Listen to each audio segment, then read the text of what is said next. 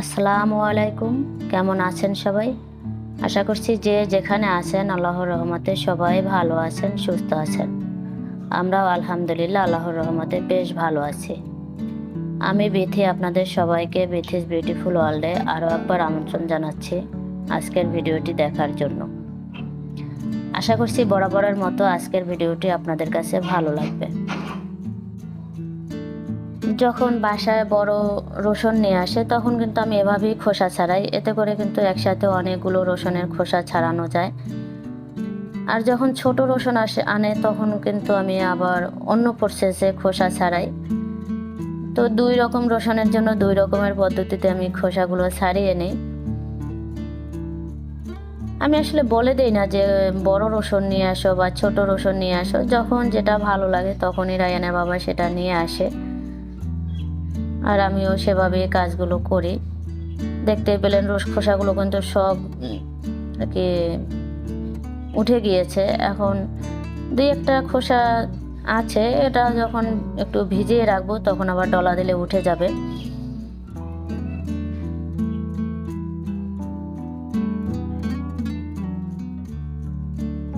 এই আদা রসুন তারপরে পেঁয়াজ এগুলো কাটাকাটি তারপর ব্লেন্ড করা এগুলো মাসের শুরুতেই করি। আর পেঁয়াজ তো আসলে একদিনে করে এক মাস রাখি না, ওটা আমি যখন করি একটু বেশি করে করি যতদিন যায়। আর আদা রসুন এগুলো মাসে একবারই করি। তো এবার তো রমজান তারপরে আবার বেড়াতে গিয়েছিলাম, সেজন্য আর কি মাসের শুরু শেষ এলোমেলো হয়ে গিয়েছে। আদাগুলো ফ্রিজে রাখা ছিল, নষ্ট হয়ে গিয়েছিল, তো যতটুকু বেছে বেছে নেওয়া গেছে ততটুকু নিয়েছি। তো আমি এভাবে কেটে রেখে দিলাম, পরে আমি এটা ব্লেন্ড করে নিব।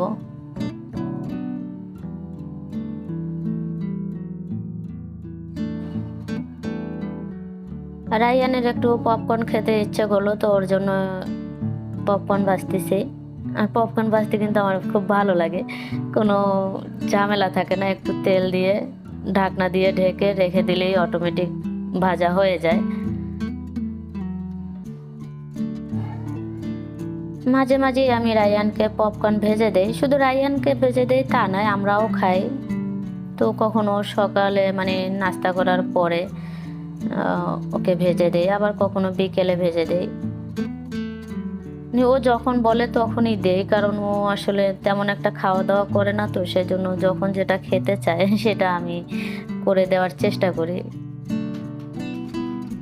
ফ্রিজে পানি রাখতে হবে, তো আমি বোতলগুলো একটু ধুয়ে নিচ্ছি। অন্যান্য সময় কিন্তু বোতল ধোয়ার সময় হালকা গরম পানি করে তারপরে বোতল ধুই, কিন্তু এখন যে পরিমাণে এই কলের পানি গরম তাতে মনে হচ্ছে ফুটন্ত গরম পানি এর পানির কাছে হার মেনে যাবে, এতটা গরম। তাই আলাদা করে আর গরম পানি করা লাগে না। আমাদের এই কলের পানি না অনেক গরম, মানে হাত দেয়া যায় না, যখন মানে 10টা 11টা বেজে যায় তখন এই পানিতে আর হাত দেয়া যায় না। অফ ক্যামেরাতে সকাল থেকে আসলে অনেক কাজই করেছি, সব তো আর ভিডিও করা হয় না, তাহলে তো অনেক সময় লেগে যাবে। তো মাঝে মাঝে যতটুকু ভিডিও করি ততটুকুই আপনাদের সাথে শেয়ার করি। ভিডিওতে যা দেখেন তার বাইরেও কিন্তু অনেক কাজ করতে হয়। তো সেই কাজগুলো করে এখন আমি দুপুরে রান্না করতে চলে আসছি। আজকে পাবদা মাছ ভুনা করব। তো আমি যেভাবে পাবদা মাছ ভুনা করি সেই রেসিপিটাই আজকে আপনাদের সাথে শেয়ার করব, কারণ আমার কয়েকজন কাছের মানুষ আছেন যারা আমার রান্নাগুলো দেখে এবং সেভাবে রান্না করেন। আমি এখানে 6টা মাছ নিয়েছি। মাছগুলো আমি মাঝখান থেকে কাটিনি, যদি বেশি বড় হতো সেক্ষেত্রে কেটে নিতাম। এগুলো মিডিয়াম সাইজ ছিল, তো তার জন্য আর আমি মাছ কাটিনি, আস্তই রান্না করতেছি। তো প্রথমে আমি মাছগুলো ভেজে নিলাম, ভেজে তারপরে সেই ভাজা তেলের ভিতরে সামান্য একটু জিরা দিয়ে তারপরে পেঁয়াজ দিয়ে দিলাম।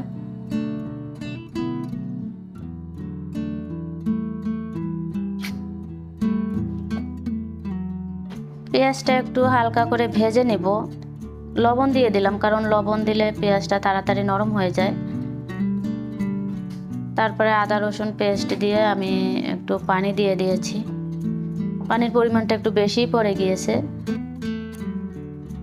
তারপরে 1 চা চামচ হলুদ গুঁড়া, 1 চা চামচ মরিচ গুঁড়া, 1 চা চামচ ধনিয়ার গুঁড়া, 1 চা চামচ জিরার গুঁড়া, সব কিছুই আমি চা চামচ করে দিয়েছি।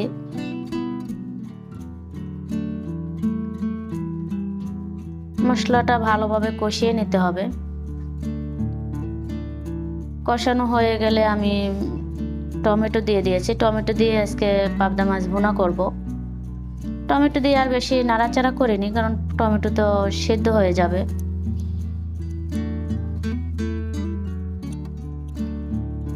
এখন ভেজে রাখা মাছগুলো দিয়ে দিলাম।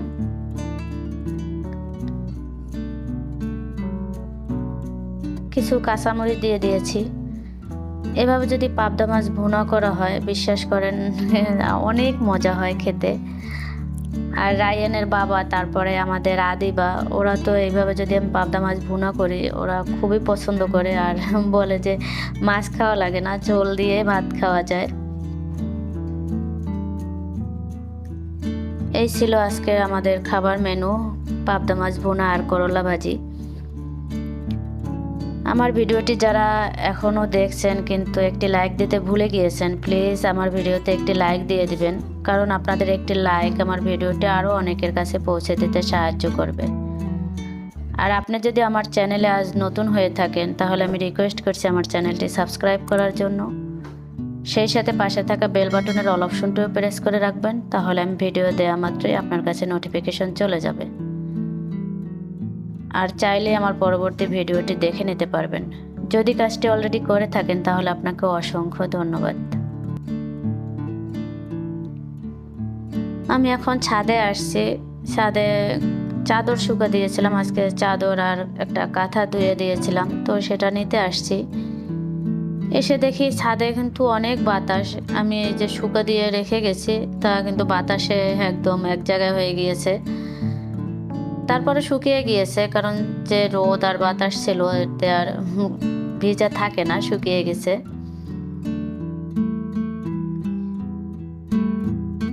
আমার বাসায় একটা সমস্যা হচ্ছে, আমার বাসায় কিন্তু কোনো বাতাস ঢোকে না। ছাদে দেখতেই পাচ্ছেন কত বাতাস, কিন্তু এই বাতাস যদি আমার বাসায় ঢুকতো তাহলে কিন্তু এতটা গরম লাগতো না।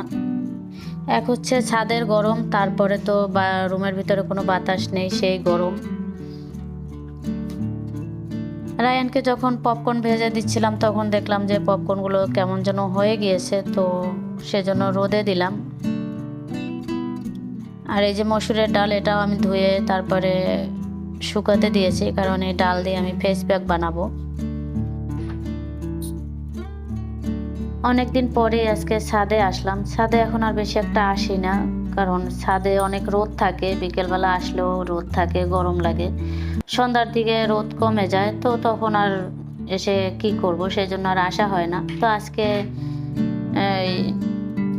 চাদর ধুয়ে দিয়েছি, তারপর কিছু জিনিস শুকাতে দিয়েছি। এই যে হলুদ দেখতে পাচ্ছেন, এগুলো তো শুকিয়ে গিয়েছে, তো তারপর আমি এটা ভাঙাতে দিব, তাই ভাবলাম আরও একটু রোদ দেই। 5 কেজি কাঁচা হলুদ সিদ্ধ করে তারপরে শুকিয়ে নিলাম। 5 কেজি হলুদ শুকিয়ে মনে হয় 1-1.5 কেজির মতো হয়েছে। যে পরিমাণ গরম পড়ছে তাতে অনেকেই চা খাওয়া বন্ধ করে দিয়েছে, কিন্তু আমার হচ্ছে সকাল বিকেল চা খেতেই হবে। তাতে যতই গরম হোক আর শীত হোক, যে কোনো পরিস্থিতিতে আমার চা খেতে হবে। চায়ের এমন একটা নেশা হয়ে গিয়েছে। দুধের ভিতরে পিঁপড়া ঢুকে গিয়েছে, হয়তো কোনোভাবে মুখটা আলগা ছিল, তাই আমি কিছু লবঙ্গ রেখে দিলাম, যাতে নতুন করে আর পিঁপড়া না ঢোকে আর এই পিঁপড়াগুলো বের হয়ে যায়।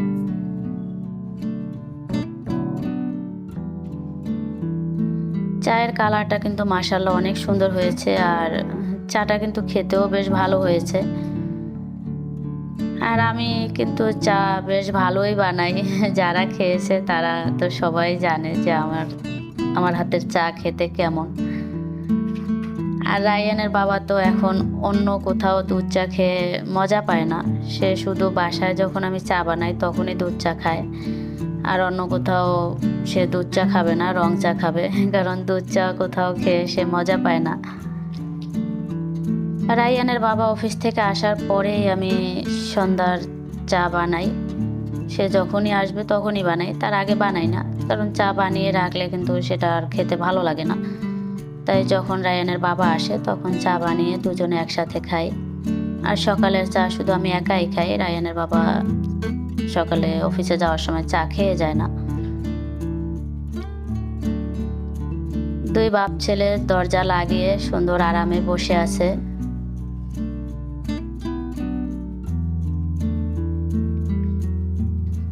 রায়ান তো মানে ঠান্ডা পেয়ে ঘুমিয়ে গিয়েছে।